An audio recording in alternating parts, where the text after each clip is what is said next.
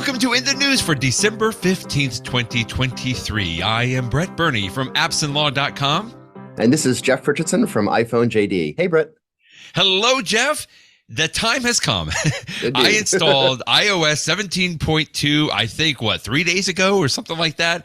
I forget exactly when it came out, actually, but you and I have been talking about this. It came out on Monday, which surprised me because Apple will often release upgrades on Tuesday or Wednesday. I don't normally see it on Monday, so I was surprised to see it on Monday, but go ahead. I was ready. We've been talking about it for a while, and I was ready. I had it done. I had all my devices updated by the end of the day, but a couple of good articles have already come out. You linked to this one in Gadget Hacks. 59 new features and changes for the iPhone with 17.2. There's a lot here. I got to say, some of them kind of like, well, that's not so much, there's not a whole lot of good, but a lot of biggies, but there's some really nice small tweaks in here. Yeah, I like this article that Justin Meyers does at Gadget Hacks because he really does, he counts as a new feature even the tiniest little thing. So it's not truly 59 things. Some of these are minor, but they are changes. There are 59 changes, and some of them are super, super, super tiny, but some of them are bigger and important. There's the sort of the tap backs instead of the traditional tap back for messages in the Messages app, where you only have like 6 different things. Now you can put an emoji on a message and it goes into a special little spot on it. So it's just something that comes up in the pop-up menu. What is it called? It's called add sticker. Sticker tap back reaction. Yeah.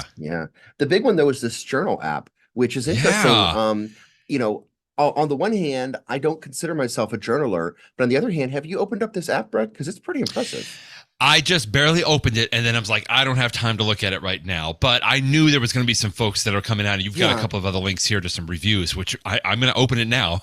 What's interesting to me is, journal apps have been on for forever. There's one called Day One that people say is really fantastic. Very nice. But I've from what I understand, that when you're going to sit down to journal something, whether you're writing in handwriting or you're doing it digitally, it's always, what are you going to say about today? What did I have for lunch? Blah, blah, blah. And the cool thing is that the new Apple Journal app, it gives you ideas of what to talk about, and it does that based upon recent pictures that you've added, or recent albums of songs you've listened to, or recent places that you've been. And what I think is really cool is if you just open up the journal app and look at it for yourself, it will suggest, like, for the past couple of days, it's like, do you want to talk about the fact that on Tuesday you were at such and such? And you're like, oh yeah, I guess I was there. And they're good little sort of reminders of things that you might want to talk about. And then what's particularly nice is that when Apple came out with the journal app, it's not this closed garden, but instead it is much like the Apple Calendar app can work with a unlimited number of third-party calendar apps. This is the same way. So if you use another app like Day One, Day One can tap into it. And the thing is, traditionally, Day One would not have access to your photos and your songs and stuff like that for privacy reasons. But because of this this API that they've done, now the Day One app can basically just say, hey, iOS, pop up a screen of things that are recent. The app has no idea what's being shown on the screen. And it's not until you actually say, I would like to take this picture and put it in Day One, or I would like to put this location and put it in. And so you can still keep things private. But then again, if you want to talk about it, then you can easily put it in there. So, again, I don't know. I've started playing around with it, just jotting down little things to see what it is. I don't know if I'll stick with it. At the same time, I will admit this is not really journaling, but I save a lot of old emails that go back forever. And there have been times, Brett, when I've been looking for something and suddenly I'll find myself looking through emails from like 2010. And, you're there and then you're like, oh yeah, I see this email from October of 2010 that was talking about such and such. I remember that, and it'll bring a memory, much like looking at an old picture will bring back a fun memory. So I do understand the idea of journaling, not only because it's sort of good for mental health to sort of, think about your day, but also for the future to look back on it. So I think it's really cool. I think it's really cool that Apple has done this app. They've done it the right way by working with third parties.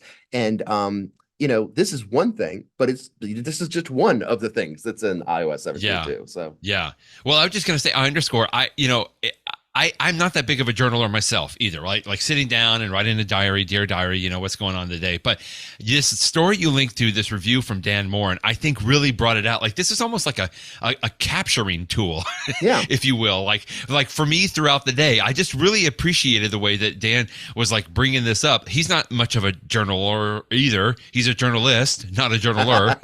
That's what he said in his story here.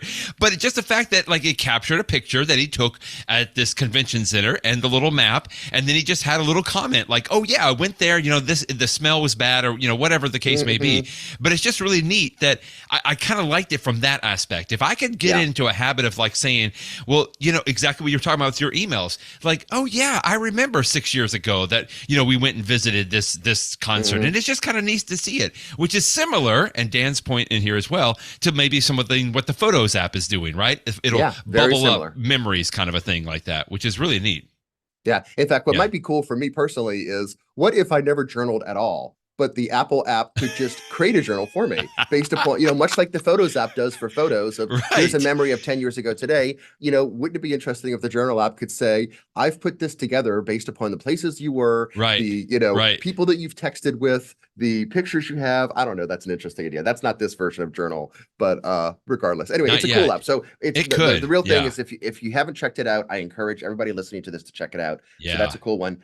There's unlimited things to talk about. Like, can I mention one more that I thought was really cool? Sure. You know how on the new iPhones you have this, I guess it's just the Pros, right? The 15 Pros, you've got this button at the top that you can assign to do something special, as opposed to the action button. The action button. Right. And so the action button is really cool, and it's been really cool since I got my new phone, but there's a new action added to it with 17.2 for the Apple Translate app. And I will tell you, Brett, it works really, really you've tried well. it already. It's nice. so cool. I mean, all you do is you just hold down you first have to assign the Translate app to that action button. But then once you do it, let's say I'm visiting France or something like that. So if I have it set up for my trip, then all I do is just hold down the button and say something in English. And as you're speaking, your words appear on the screen. And as soon as you stop, it instantly translates it and says it out loud. It's like having a translator standing next to you and instantly translating everything that you say into a foreign language. It's really, really cool. And so, no, it's not going to work the other way. You actually have to open up the Translate app if you want it to translate back. But I can see so many times, you're around, you just want to quickly say something in French or Spanish or Russian or whatever the language is. If translation is important to you, being able to use it with the action button is really, really, really cool. So I guess I completely mistook this. I thought it was like you turned on the camera to translate like some text or something. But what you just described is pretty amazing. Like, that's happening on your own little translator, like you said in there. That's interesting. And so you can change that, because I've just kept mine on like the silence of the phone, like almost like the mute button, like the old clicker button was. And maybe this will get me to make that change finally on there. I really like that aspect. This list, I mean, I had to search because when you were talking about this, he's got a nice little piece here on the action button being able to change, but he's got so many other little tiny settings in here. There was like 3 or 4 about the Books app, which I gotta admit, I didn't even know the Books app was still. I don't use the Apple Books app, so I didn't really pay too much attention to those.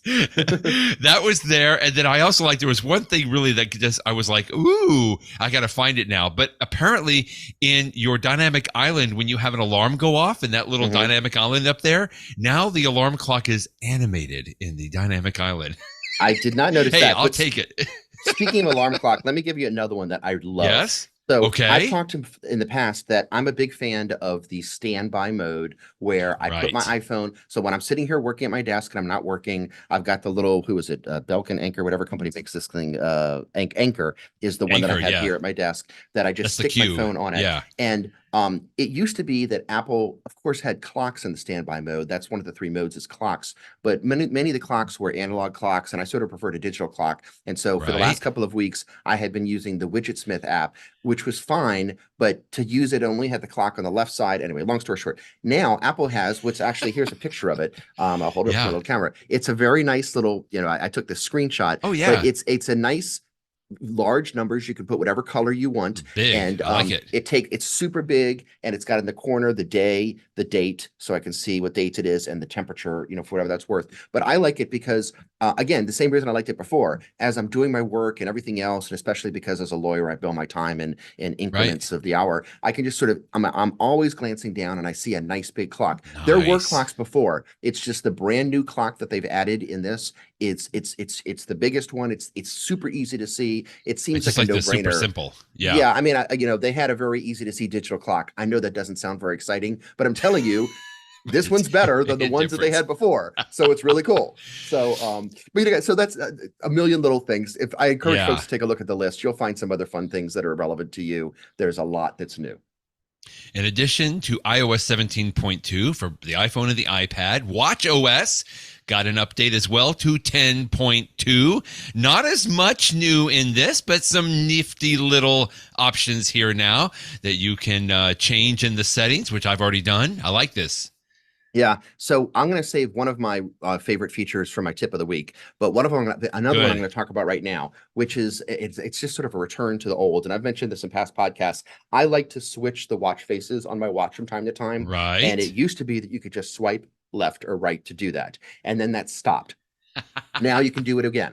But here's the key: to do it, you have to change the settings, which I know we talk about all the time, but you have to change the settings on the Apple Watch. And I underscore that because I don't know about you, Brett, but I never go into settings on my Apple Watch. Right. When I think about changing something on my iPhone, I go to the settings app. When I think about changing something on my Apple Watch, I usually think about the Apple Watch app on my iPhone, right?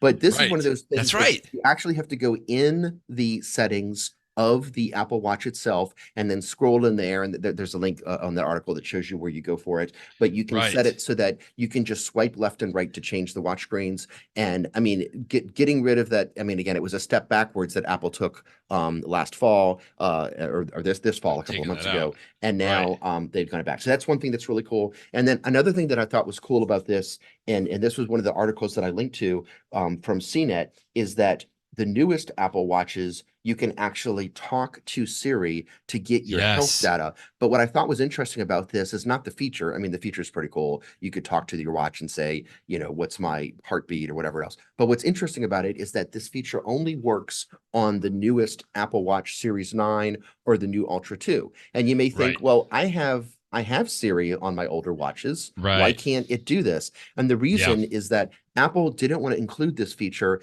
unless because when you're talking about your health, you're obviously talking about confidential information. Apple didn't want that the Siri command to leave your watch and go to your phone and go up to the cloud or wherever else. It wanted to keep that all on device because that's Apple's big privacy thing, is they do all that, they keep everything on the device, so it maintains the privacy of your information. There's no risk of a third party hacking some website and finding out about your private health data. And so only these newest watches have the new processor that's powerful enough to do Siri online. So I just, what was interesting to me is, sometimes people say, does it really matter if you have a more powerful processor in your Apple Watch? It's just a watch, right? The one that I had 2 years ago had plenty of power, but this is an example of why you actually can get some new features by having a more powerful processor, a more powerful chip inside of the Apple Watch. Good to know. So the iPhone down, the watch OS down, Apple TV. I don't know if this was a new thing with the Apple TV. You linked to a story from Jonny Evans in Computerworld, which I know we talked about this last week, using the Apple TV with the Zoom app. And I like how Jonny here goes a little bit more into detail about it. Yeah, I mean, one thing that you and I sort of thought about, but he goes into it more detail. What does it mean that Zoom is now an app on the Apple TV that can work with continuity camera? Well, what it means is that many times at a business, a business of all sizes, certainly at my law firm, we have some specific rooms that you can go to for video conferences. And we have very expensive equipment that we've paid. I don't even know what the companies are that we buy all these cameras and everything else to make everything work very well. But what he's pointing out is that if you have a small office that has a television in it, all you need is an Apple TV, which is relatively inexpensive. And then you can just use continuity camera with your iPhone or your iPad, whatever. And then suddenly you have a very nice, powerful video conference room that will work for your Zoom conferences. And so it's really something to consider. I mean, you may already have the tools that you need for a small business to have a sophisticated teleconferencing setup using Zoom, which so many people use. So I just thought it was an interesting way to think about it in this article for small businesses. Yeah, I like this. First of all, I followed Jonny Evans a long time because I love Hmm. his little column name is Appleholic. Yeah. He's an Appleholic, but he's always good. He's always does a good job of not only just talking about the consumer aspect of a lot of the Apple products, but he has been one that over the years has focused on even like the business aspects. Because he even says right here in a subtitle, "Did you miss that Apple TV is now an enterprise product?" That might be going a little too far, but it's just the idea of exactly what you were describing, Jeff. It's like, hey, you can use these consumer tools or products, devices now, even in some kind of a small to mid-sized business, that kind of a thing. And that's really neat. Yeah. A couple of weeks ago, we talked about Apple giving out their app awards, like the best Hmm. Apple awards, which I thought was great. I'm sorry, Owl Trails was the winner. Flighty was like the Yeah. runner-up. I wanted them both to win. Well, now a lot of other people getting in on this kind of an idea here, but these are great stories because if nothing else, it just gives you more access to different apps. You link to a story 9 to 5 Mac where now Apple unveils the most downloaded app. And then I think the next story here, I'll just jump into it, is what I was talking about. MacStories selects some of their best apps of the year. But this Yeah. was neat. This first one, we'll talk about the most downloaded apps of the year. Apple released these. And it was just kind of interesting to see the list a little bit here. Yeah, so Apple's not saying that these are the best apps, and I mean, they're just saying Right. The statistically, most, these are the ones that most people are right. downloading. And so it's going to have things like, TikTok and Instagram and things that YouTube. I mean, of course, people are downloading those things. The number one free iPhone app is one, Brett, that I did not even know about it until I had to ask my wife what this Neither did is. I. It, this I'm thing with called you. Temu, Temu, and it's been, I mean, some Yeah. people are rolling their eyes at us because, of course, they know what it is. I It's know. been around for over a year, and it's a way that you can buy, suffice it to say, it's sort of like a dollar store on your iPhone. You can buy Okay. relatively Okay. inexpensive items from direct from the manufacturers in China. Some people talk about the quality not always being there, but you can Right. definitely, spend, it's a good way for deals. And there's a lot more to the app than that. There's I learned social something today. aspects of loyalty points, but it was just interesting that that's the number one thing. So people are definitely thinking about, commerce and stuff like that. Right. Right. What were some of the That other was the ones free apps. Then yeah, they the have top like they paid break it out app? into free apps and the top paid apps here. Yeah, Shadow Rocket, that's a VPN thing, Right? to hide your IP address, and some other ones that are good in here. Procreate, which is great. Um, Yeah. Those were some good. They have the games. free iPhone games, Monopoly Go, Roblox. I mean, a lot of this kind of stuff. Again, Yeah, most of these, the vast majority of these, I think along the lines of what you're thinking, Jeff, yeah. it's I expected and I anticipated. Yeah, just a couple of them were kind of like, wow, that's a little interesting. Why that one's there where it Well, let's is. pause for a second on the top Yeah, iPad free apps because many of them are things like Max, which is for streaming HBO and right. Netflix. But YouTube and number Netflix. 6 on the list is GoodNote 6, which is my favorite app Yay! for taking Yes. handwritten notes on my iPad. And the fact that they are top, of course, it's listed as a free app because you can download it for free and then you can pay if you want to get some more powerful features. But I love the fact that people are trying that out because I really love that app.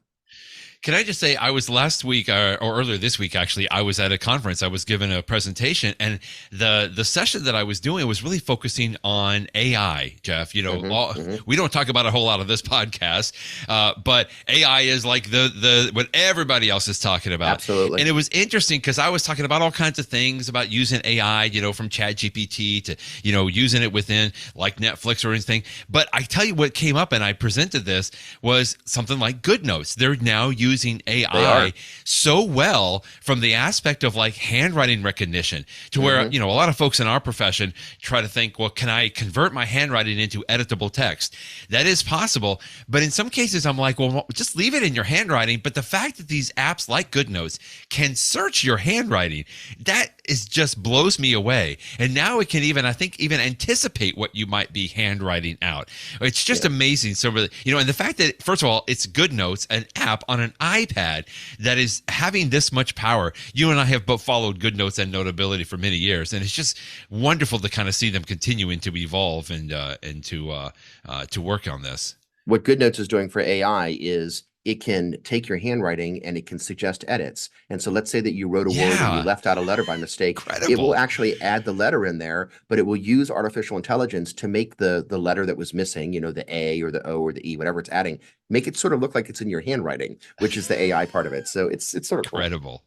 Yeah. So interesting list Very you good got there. stuff. All right, we'll put this list in for folks. And then, hey, if that's not all, here's some other apps you might want to look at. So I guess MacStories has been doing this for several years now. And it's the whole team getting together. We follow John Voorhees and Federico, of course, and some of the other folks on here. But they have categories: best new app, best app update, and several others here. I thought a couple of these I still had not heard of, but several of them I had. And I just thought they do such a great job of going through and explaining, why they selected it, what is so great about it. And most of these apps are already reviewed a lot of times on the website as well. But great roundup here. Yeah, and I think we've talked about many of these. We were just mentioning Flighty, Widgetsmith. I was just talking about Ivory, which is a great Mastodon client. The first one that they have is their app of the year, Orion. I think you and I mentioned it before, Brett. It's an app that basically turns your iPad into an external display, so that if you have like a video game machine or anything that exports video, professional film folks could use this too. If you're just looking for a screen to hook up to, this will allow your iPad to be that screen. You just need to have like an HDMI to a USB-C connector, and I know a lot of folks find it really useful to have an external screen. I mean, technically, you could have like a Windows computer, and you could use this app to set up your iPad next to it and have your iPad be a second screen for your Windows computer, so that while you're in the coffee house, you have a two-screen setup instead of a one-screen setup. So this is just an example. It's a pretty innovative idea, and I know the people that have been using Orion. It's not something that I really need for my practice, but from what I understand, it works incredibly well. So, well, I'm gonna try this out, because as you know, I'm sure I've mentioned this before. That's exactly how I use my iPad, my 12.9-inch iPad, along with my MacBook Pro. The iPad is my second screen, and it's really good. The Apple built does in. That's all built in continuity. Exactly. So that's why I mentioned for a Windows computer, this gives you the same thing. Yeah. Exactly. And that's the thing. I just got a Windows laptop not too long ago, and I'm like, man, I really, and it's only a 13-inch screen. So it's not that bad, but it's like, I would like some extra screen real estate. And this is a good way to do it.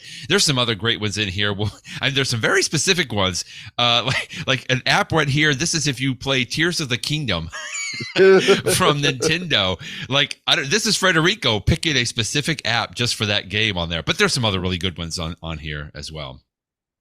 This next story, Jeff, I think I need a little bit of explanation. It seems like you've been following this story a little bit closer than I have, mainly because, as everybody knows, we're really the Apple ecosystem. But we've talked in the past that if other people that I'm texting with that don't have an iPhone, they have an Android device, it's a green bubble instead of a blue bubble. And we've gone through, there's been some stories that have come out. It's like how, that's maybe discriminating against certain people. Well, there was one small company that decided they wanted to try to get it to where there was one platform that everybody could have the same color bubbles. Explain this story a little bit. The company is Beeper, right? Yeah.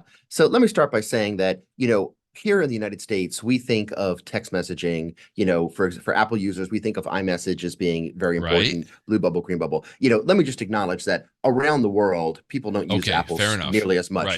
WhatsApp is by far the most popular, or some of the other apps that people use. But if you do care about the Apple messaging system, there are lots of advantages to iMessage because it's secure. It allows for, the emoji we were talking about, all these little extra features. And of course, it gives you a blue bubble. If you're communicating with somebody on Android, because that's traditional SMS text messaging, it's going to be a green bubble, which means they get no extra features. They can't share big pictures. They can't share big videos. They can't do the stickers. Security issues, so whatever. So what Beeper has tried to do is they have an app for an Android phone that allows it to communicate with Apple servers just as if it was an iPhone. So you're communicating with your Android friends, and they appear to be iPhones. And they've been doing this through various ways over the years. But the one that they did recently is basically a way of sort of reverse engineering Apple's system. It was actually a 16-year-old who came up with this, who stayed anonymous. He just goes by his online handle. But he basically reversed engineered the Apple system so that it would be arguably legal. And then he said, so now you can use this. Well, it worked for about 24 hours. And then Apple figured out what was going on and shut it down. And then Beeper changed something, and then it worked for another 24 hours. And then I think it's currently down again. There's the cat and mouse game that they're going to go back and forth. Sure. I mean, from the Beeper standpoint, they say, hey, we're being a good citizen. We are just letting an Android use the more secure Apple system. We are, communicating. We came up with this on our own, reverse engineered it. Why not let us do it? But from the Apple standpoint, we don't know who this beeper company is. Maybe they're good, maybe they're not. Right. And whatever loophole that they are exploiting, whatever backdoor that they're exploiting, a more nefarious company with, trying to infect your messages with, who knows what, could do the same thing. Not to mention they never got permission from Apple for using Apple's intellectual property. So there's like just the legal aspect and aside to the security. So, different sides are going to take different things. It's not like Android people can't communicate securely with folks that use an iPhone. They could just use WhatsApp, or they could use Signal, or they could use one of the other apps, or they could use Facebook Messenger or whatever. But so there's a lot of interesting aspects to the story, because there's the legal aspect, there's the hacker sort of mentality that they figured out how to pretend like it's an Apple device. When the beeper, I think the reason the beeper folks I think the reason the story got so much attention is when they first came out, about a week ago, and they said that they had reverse engineered Apple's system. They said boldly, Apple will not be able to stop us from doing this, because we're using the same system that like an older Mac would use to communicate. And so if you stop us from working, you're going to also stop the legitimate Apple devices from working.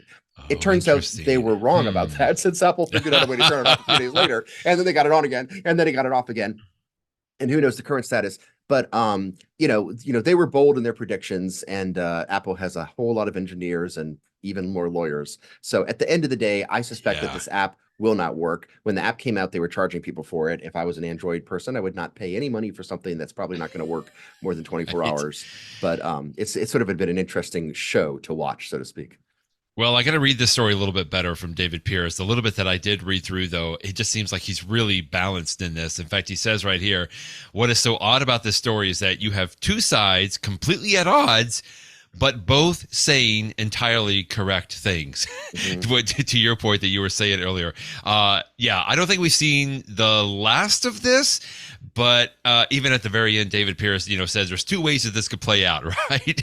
Is that the first is that Apple successfully keeps beeper out, just like you were talking about. But the second is that maybe they could start a little bit of a revolution, right? I mean, to the point is they have some backing maybe in sort of the EU perspective, to your point again, about the fact that this is really just US centric a lot of time. The issue here is, but the EU wants Apple to open up a whole lot of stuff on that.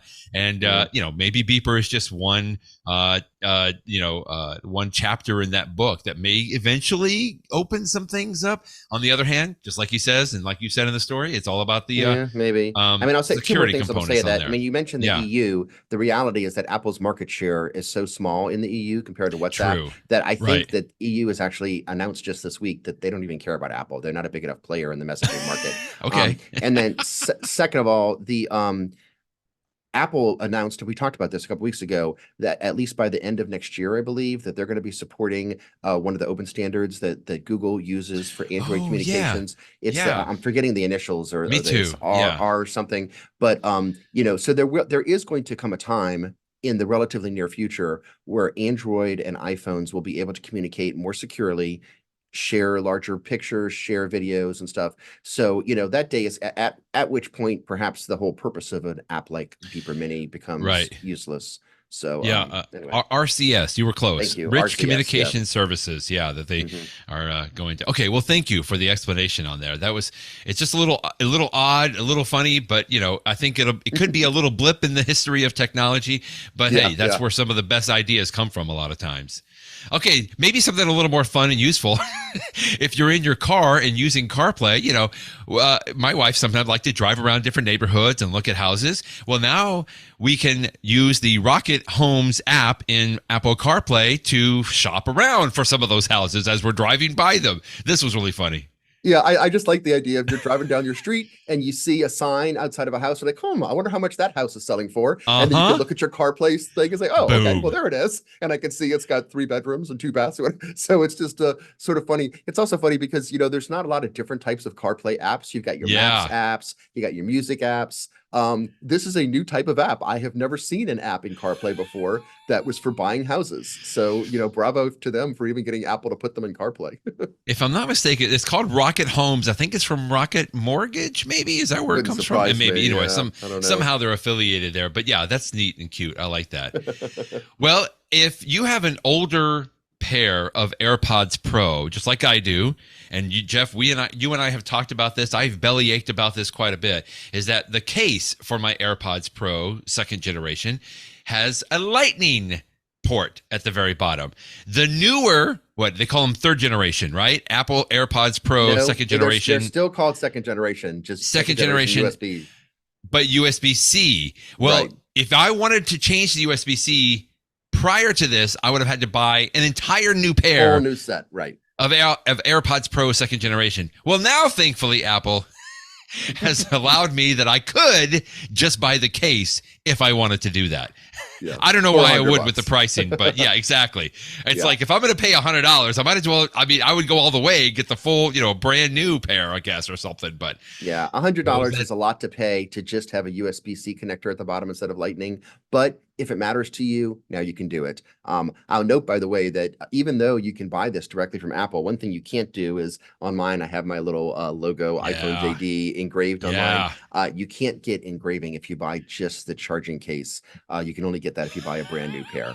So I thought it was inevitable that Apple, one of these days we knew that Apple would probably start selling this on its own. And I guess they have enough of them now in their warehouse that they can sell it just on its own. So, but I mean, heck, if for some reason your charging case, breaks and you have to buy a new charging case, it's nice that you can now get one that uses the more modern USB-C standard instead of Lightning. So that's a good point. I like that. And yeah, you may have to pay more for the AirPods Pro, but the engraving is free, right? They still have the free engraving on there.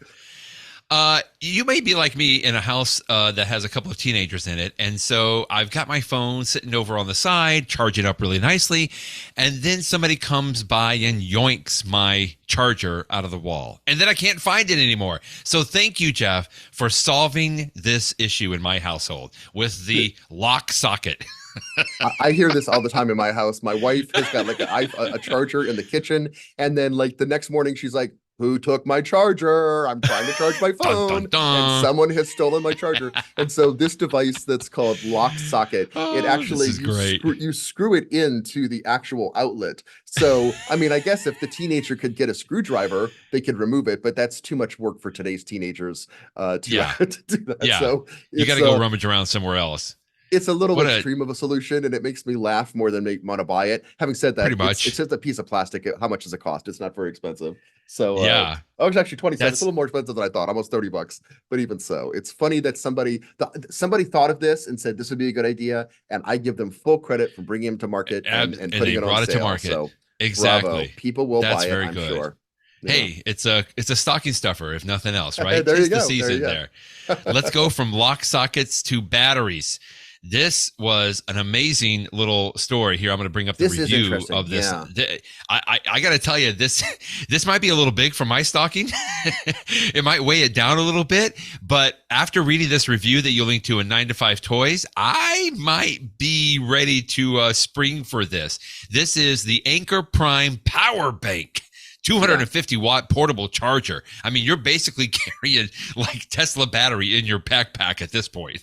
So there's two stories here, Brett. I mean, on the one hand, there's the one that you're emphasizing, that this is a honking big battery that can provide a lot of portable storage. Yeah. And, for an iPhone or an iPad, well, maybe not an iPad, but for an iPhone, it's probably overkill. If you have like a MacBook Pro, maybe you would like having all the storage. But that's one aspect of it. But what I think is the real story here is that Anker has this new system that came out called Prime. Is that what you just said out loud? Yeah. The Prime lineup. And yeah. The idea of this, I think, is pretty brilliant. If you're a person who often carries a battery with you, so you know that you need to charge it like every night because it starts fresh the next day, this new system has a little charging base that plugs into your wall. And so you can have a place right there on your desktop that you can always put your Anker on it. It's got like a little proprietary little pins that you just sort of sit it in there to charge it, and then you pick it up to leave and the next morning and it's good to go. So you don't have to worry about fumbling around with the outlet and stuff. It seems like it's a nice way to charge it. And I believe that on the back of this of the thing that sits on your desktop, the base, I think there's actually some USB-C outs there too, or something like that. So Oh, you could really? actually plug some other things into that and sort of use it as a little Oh, charging station. yeah. So, for some setups, I can actually see this make perfect sense. It gives you an easy way to charge your battery every night, have it freshly charged the next day. And then with the Prime system, you can decide how much battery you need. Maybe you only need a 10,000 Right. milliamp battery, which would be less expensive and it would be not weighing as much. Or if you want to go for the huge and I'm sure heavy one here, that's even got like a digital display and stuff like that, you can do that. So I think the Prime power bank system makes a lot of sense for some people. And then for people that need the extra power, this model of it makes even more sense. I gotta say, Anchor is just continuing to roll through, like on the just not just in the battery side, but in the power side. Because we talked about those GAN, I think they're called Prime 2. So it's this whole Prime lineup. But I have this little brick, basically. We were talking about bricks here, but it's 100. I got the 120 watt because that can now I can plug it in at a coffee shop and it will power my MacBook Pro, my iPad, and my iPhone. And I loved having this. You were talking about one last week, I think that was only 65 watt, but it was so nice and portable because it's using this GAN technology. But now the idea, and I love this review here from is it Rika Atland at 9 to 5 Toys. I mean, just the way that they were describing it, I'm like, I don't need to look for a power cable anymore, right? I could just have this in my bag, and as long as it's charged up, and by goodness gracious, it's so big, it's going to keep it charged for a long time. I can power everything when I'm at a coffee shop or I'm out traveling. I mean, just the traveling alone. Now, it's still big. I don't know how heavy it is, but I'm going to guess it's pretty heavy. We could probably find out. But I also like, to your point, quickly, going back to this little charging stand, is that he even says in this review, it's more expensive to buy because the charging stand is separate.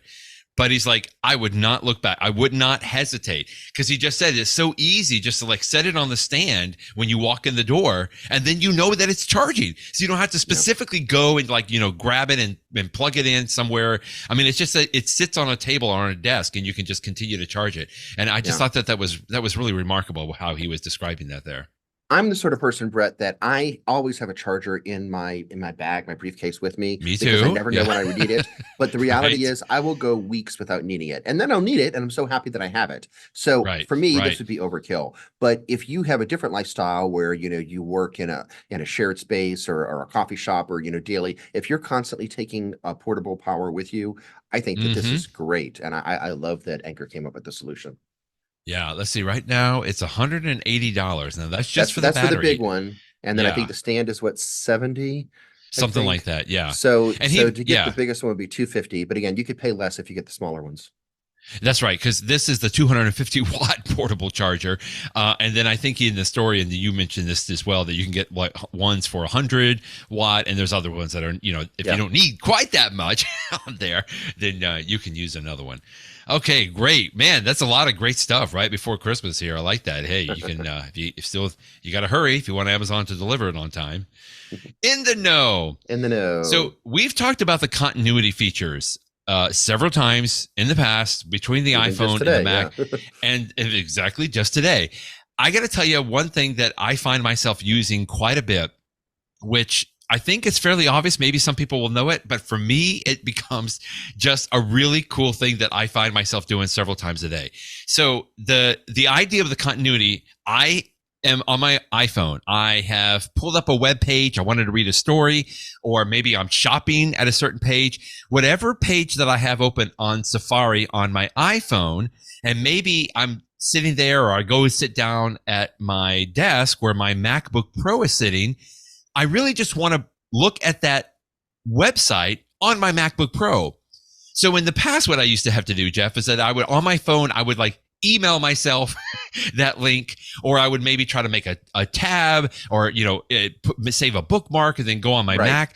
Well, now this is so easy that I just love doing this. I can have my phone just close to my MacBook Pro. I've got a website open, and on my MacBook Pro, I can go down to my dock, and I can see there's a little symbol of the Safari app there, and it has a little tiny phone in the upper right corner of it. And if I click on that, that literally opens the website that I have on my phone right on my MacBook Pro.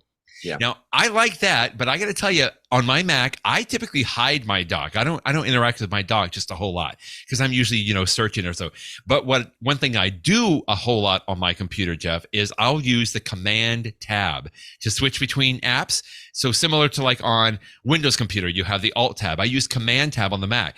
And if I have a website open on my phone, I do Command tab, it brings up the list of apps that I have open. And if I go all the way over to the left, there is another icon there that I can pull up the website that's on my phone. So for me, it's just a nice little workflow there. By the way, I tried this on my iPhone using Google Chrome and even Microsoft Edge on my phone, and it didn't show. It showed that it was Safari, but it opened those pages too. So somehow it's doing some magic in the back that whatever website that I have open in whatever browser that I have open, I can actually use Command tab on my Mac and open that same website that's open on my phone. I just find that to be such a seamless workflow for me because I'm, going back and forth all the time between my phone and my iPad and even on my iPad and my Mac as well. The solution that you just described is probably better than what I usually do, but I do something similar and I find it really useful. And again, this is only working with my Mac because it doesn't work with my PC. But if I'm in front of my Mac at home and I have my iPhone or iPad for that matter with a website open, what I would do is I copy the URL. I tap on the URL and then to copy. And then because the devices are so close to each other, using the continuity stuff on my Mac, I'll just go into my browser and paste. And it works about 95% of the time. Every once in a while it doesn't work, but usually the thing that I just copied on my iPhone is there for me to paste to my Mac. But I'd have to think about, the what I do to go and select it and copy and then paste and hit return and over to the webpage. The tip that you described may be actually a little faster. I'll have to start trying that one. But try that and report back. It's nice. I mean, it's nice that you don't have to like retype the URL by hand or something crazy like that. I do love that you have some abilities to go back and forth. So that's cool. Yeah, good stuff. That's my tip for the day.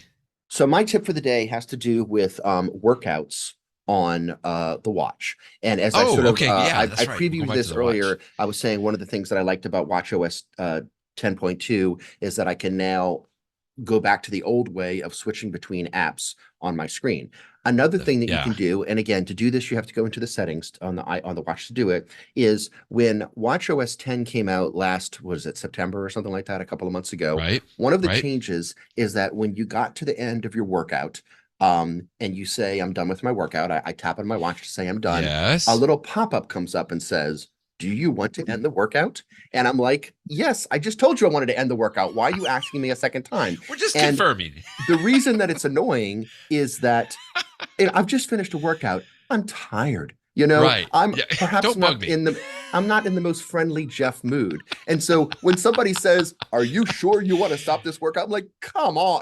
It perhaps annoys me a little more than it would if I was in a more pleasant personality state. So that alert has been annoying me. Now, I know it's there for a reason. For some people, if they end their workout prematurely just by accidentally tapping it. But the thing is, I don't think you can do that by accident. I mean, you have to actually, go through a little swipes to end a workout. So that alert box just killed me. Every time I stopped a workout, it drove me crazy. And so I am thrilled to report that our long national nightmare is over. And in watchOS 10.2, if you on the watch, go to the settings app on the watch, scroll all the way to the bottom, probably the last one you have because it's got a W is workout. And if you go to workout, 3 things I'm going to tell you about that you can do there. One of them is you can go and there's an option called end workout confirmation. You can turn that puppy off. And I encourage you to do so because it has made me so happy. I did this. I mean, what we say, it was Monday of this week that the feature came out and I was on my treadmill.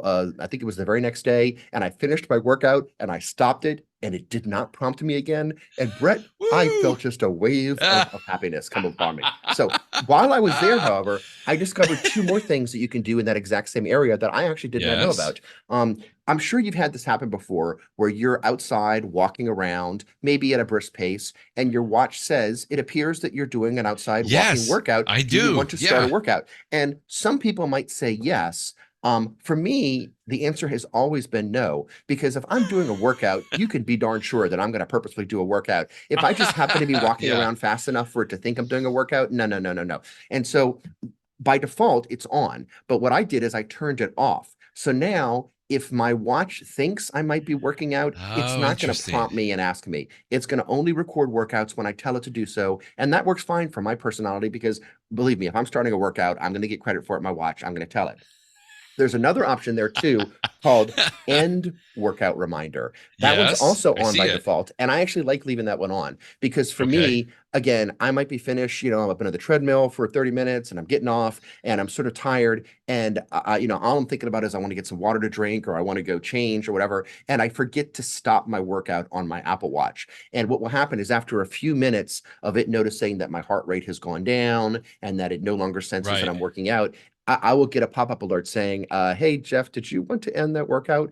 And that one actually I do find useful. And so I have Okay. kept that one Okay. turned on so that I can say, oh yeah, I totally forgot. And of course, when you do that, what was a 30-minute workout will then be recorded as like a 35-minute workout because of that extra 5 minutes, but so be it. So I actually like that one. And so I keep it on. But if you don't like that one, you can turn it off. But I didn't even realize where all these things were controlled. No joke. So that's I'm my just seeing tip there's is so much in here. I keep settings on the scrolling down watch, and go all the way yeah. down to workout. And those are the three things that I think you at least make a conscious decision. Do you want Yeah. to Yeah. have the Yeah. reminders at the end of your workout for confirmation? Do you want to, have to confirm the end? Do you want to end, all these, make your decision of what's best for you and you'll be much happier. So that's my tip. Or you can be like Jeff and turn off two of them. I kind of like the start workout reminder because it's like if I'm walking around, I may can see not the be logic. working out, but Yeah. I'm like, yes, yeah, I Give do me want to some get credit for that Yeah, walk. whatever. Yeah, you count that watch. Thank you But for for me, doing Brett, that. I usually get that alert like 5 seconds before I walk into the store that I was walking to. Right. And I'm like, well, So you're like, don't do it now because I'm about to stop. What's the whole point? So maybe that's why I don't like it, but maybe that's just me. So I don't know. Good tips though. I mean, I did not realize like how many settings were in there in that workout thing. Oh, So there's tons, a whole yeah. lot more for like cycling and stuff like that, but those are good. And I did turn off that end workout confirmation. So thank you. I'm not You'll be happy I'm you not did so. I'm not quite as animosity about it, but I see where you're coming from on there. It's good stuff. All right, my friend, that'll do it. We are going to be off next week, just so everybody knows. Next week will be December 22nd. And so for Christmas, we decided we're going to give ourselves a break 1 week, but we'll be itching to get back the week after. That'll be the 29th, Absolutely. I believe, because there'll be a lot of stories to report on here. But hey, everybody, have a great and happy holiday. Enjoy your Apple products or whatever other technology products that you're going to be using this holiday season. Thanks, Brett. Happy holidays to everybody.